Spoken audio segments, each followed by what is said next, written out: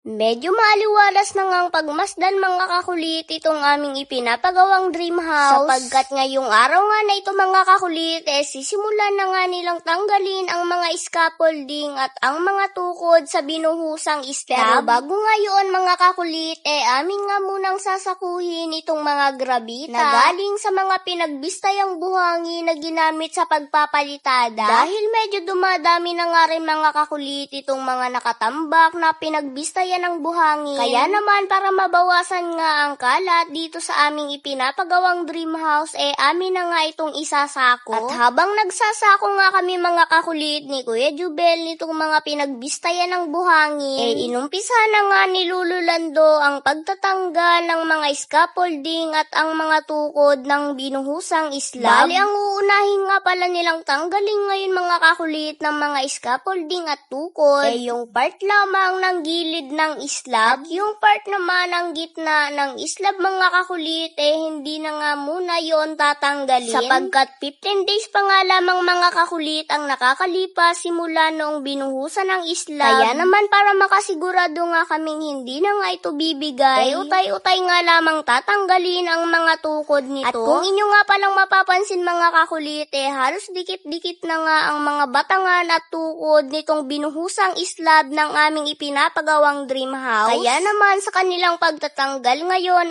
medyo nahihirapan talaga sila.